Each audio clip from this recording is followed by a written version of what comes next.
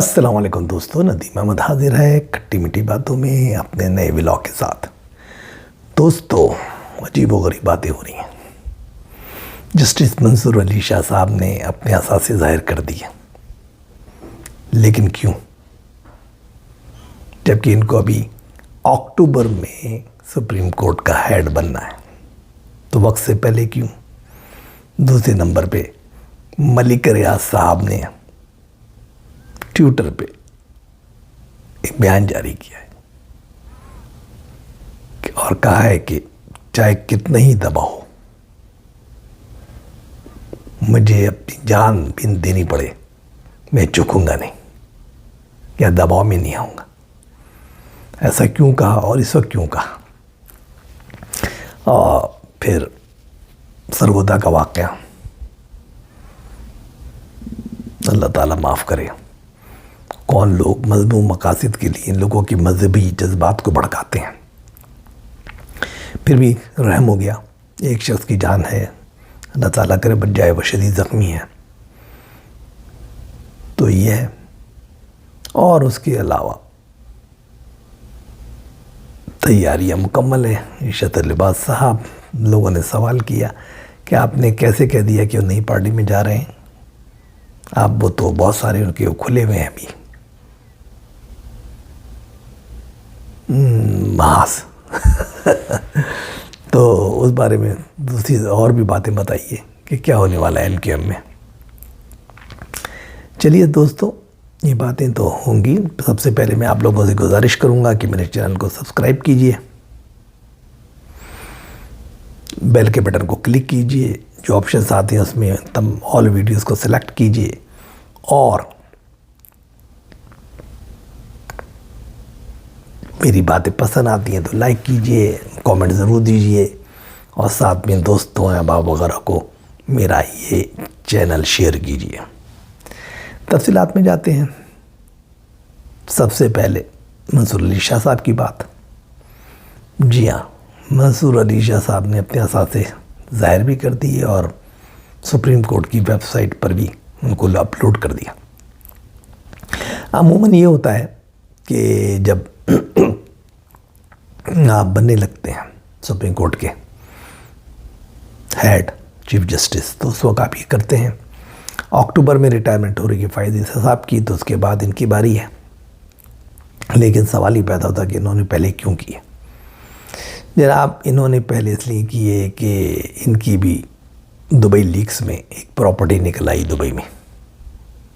جی ہاں، منصور علی شاہ صاحب نے دبئی میں ایک پراپرٹی پری کنسٹرکشنز یعنی کہ نئے پروجیکٹ میں بک کرائی تھی،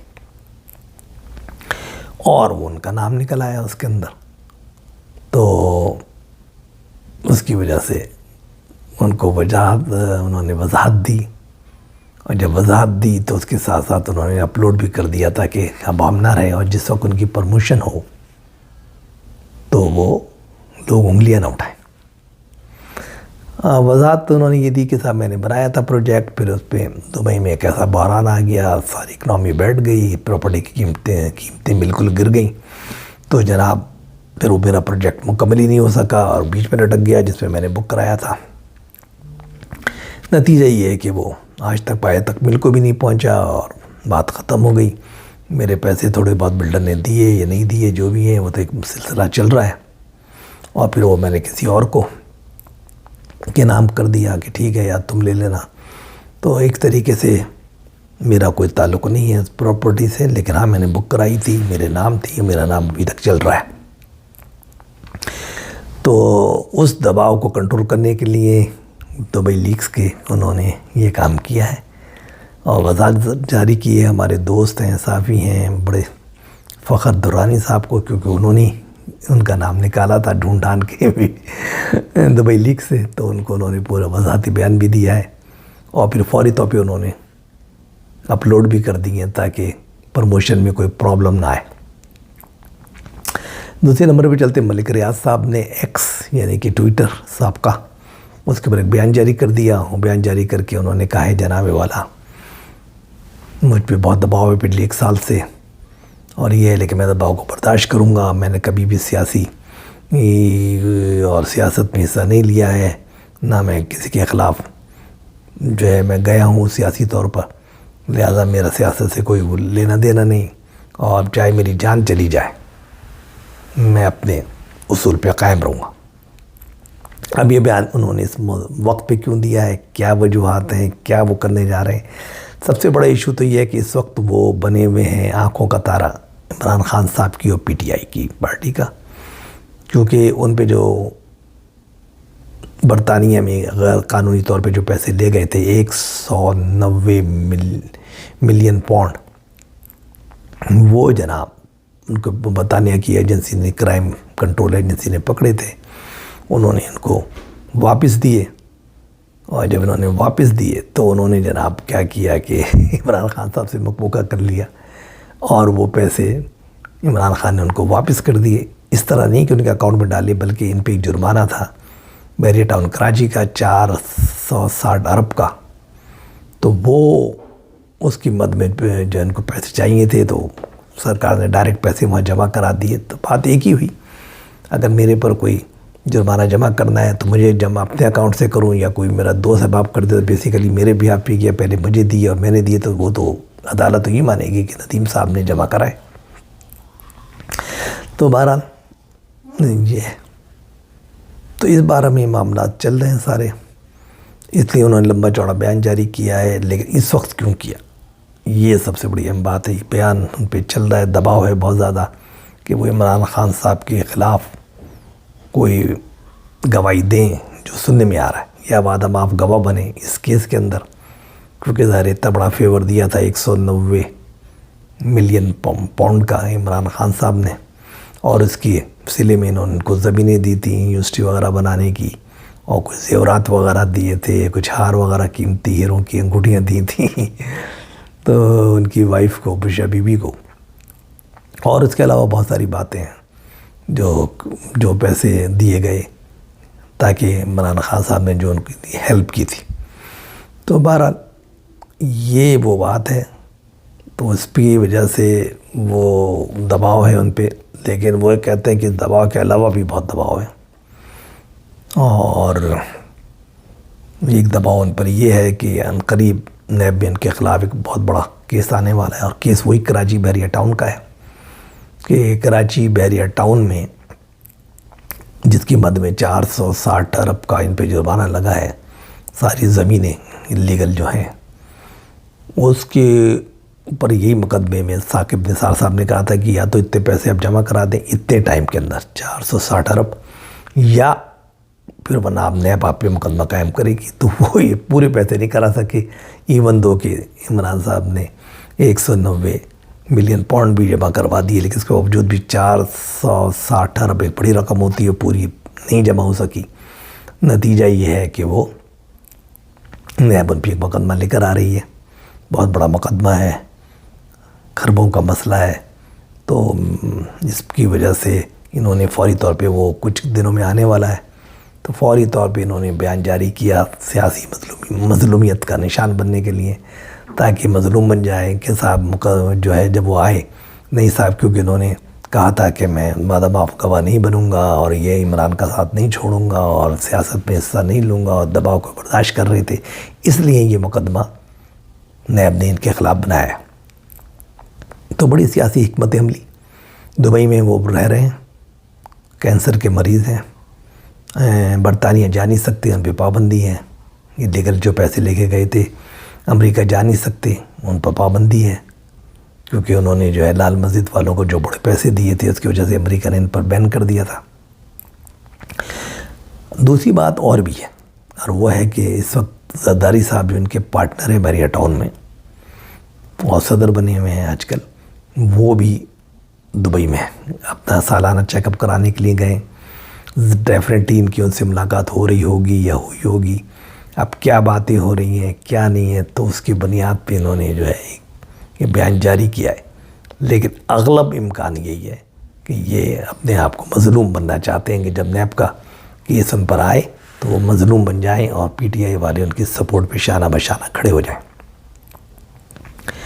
تیسرے واقعے پہ چلتے ہیں، سرگودا کا واقعہ، بڑا دل خراش واقعہ، بہت خطرناک رجحان جو ہمارے یہاں مذہبی رجحان چل رہا ہے، اور اس کے اندر ہوتا ہی ہے کہ اقلیتی، ایک تو بیچارے اقلیت کے لوگ ویسے ہی دبے ہوئے ہیں، بہت برے حالات میں ہیں، غربت کی لکیر سے نیچے ہیں، ان کے اوپر اور ظلم ڈھائے جاتے ہیں، اور پہ لوگوں کے ذاتی مفاد بھی ہوتے ہیں، جھوٹے سچے واقعات بنا کے ان پہ الزام تراشی کی جاتی ہے، توہین رسالت کے الزام لگائے جاتے ہیں، توہین مذہب کے الزام لگائے جاتے ہیں، ان کے گھروں کو جلایا جاتا ہے، ان کو مارا جاتا ہے۔ تو یہ بہت بڑا واقعہ ہوا، لیکن اس میں شکر اللہ کا کہ پولیس نے رول اچھا پلے کیا، علماء کرام نے بھی اچھا رول پلے کیا۔ نتیجہ یہ ہے کہ کافی جانیں بچ گئیں۔ ایک صاحب جو ہے مسیح برا بھائی ہمارے، ان کو بہت بری طرح مارا پیٹا گیا ہے، اور وہ زخمی حالت میں ایڈمٹ ہیں۔ اللہ تعالیٰ ان کو شفاء کاملہ عطا فرمائے۔ تو یہ بات ہے، باقی پورے خاندانوں کو بچا لیا گیا، لیکن جو ایک مسیح بھائی کا کارخانہ تھا اس کو نظر آتش کر کے ختم کر دیا گیا۔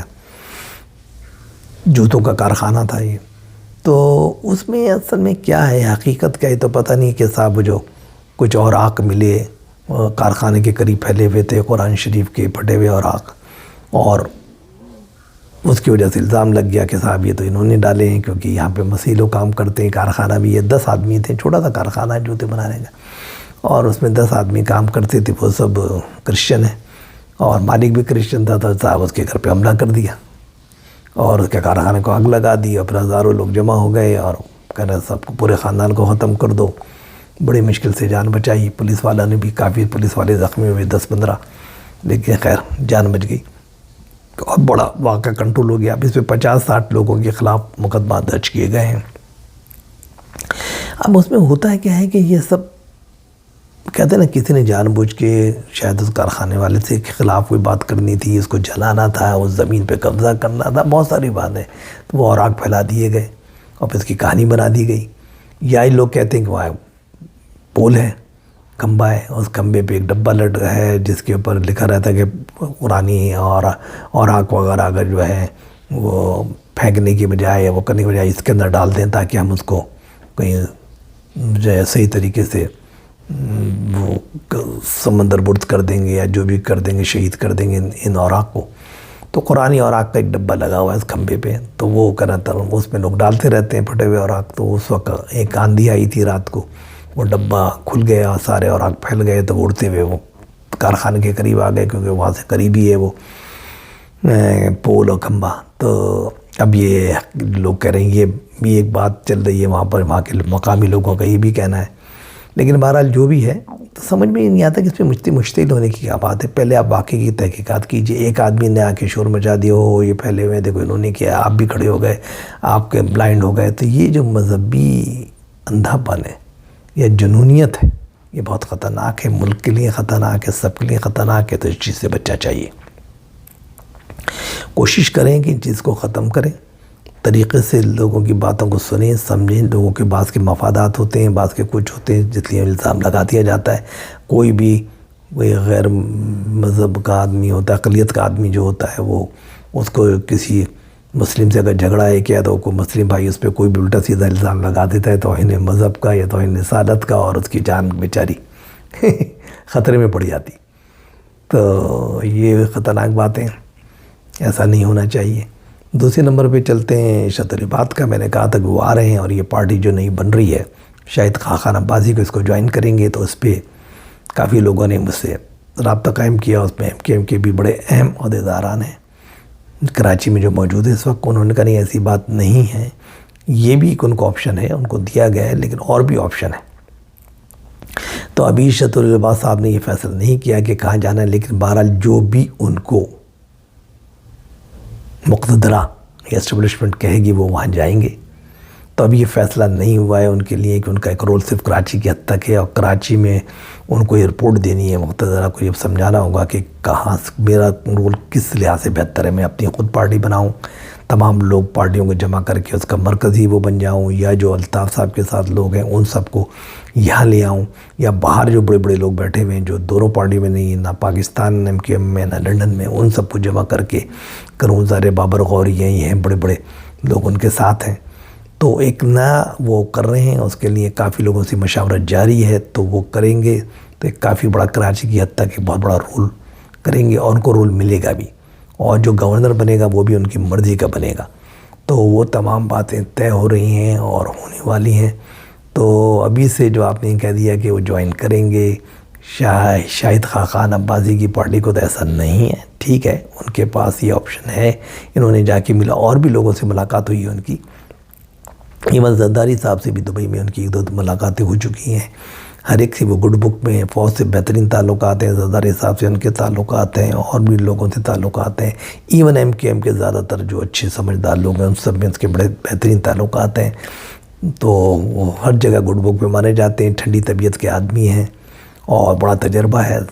10 سال سے زیادہ 11-12 سال تک گورنر رہے ہیں سندھ کے، اور بڑے کلیدی عہدے پہ رہے ہیں. بیوروکریسی کو بھی مزاج کو سمجھتے ہیں، مقتدرہ کے اسٹیبلشمنٹ کے مزاج کو سمجھتے ہیں. لہٰذا ان کے بارے میں ابھی فیصلہ نہیں ہوا. کہنا ہم لوگ بات کر رہے ہیں، بات چیت کر رہے ہیں. انشاءاللہ 1 مہینے کے اندر یہ بات کلیئر ہو جائے گی. ہوگی سپورٹ ہمیں مقتدرہ کی حاصل ہے، اسٹیبلشمنٹ کی حاصل ہے عشرت لباس صاحب کو، اور ان کو کہا جا رہا ہے کہ ایک اہم رول ادا کریں. تو اس کے لیے وہ تیاری کر لی ہے. مائنڈ ان کا بن گیا ہے. 2 احباب سے بات چیت جاری ہے. بابر غوری بھی ان کے ساتھ ہیں، اور بھی بڑے لوگ ساتھ ہیں.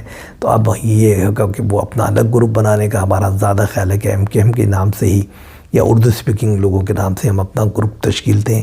اس میں تمام لوگوں کو جمع کریں اور اس کے لحاظ سے کریں، کیونکہ جو اس وقت موجودہ MKM پاکستان ہے وہ بالکل بیکار ہے. اس پہ ان کا لوگوں کا کوئی اعتبار نہیں ہے، اور لوگ جو ہے ان پہ ایک بھی ووٹ دینے کے لیے تیار نہیں ہیں. تو یہ وہ تمام باتیں ہیں.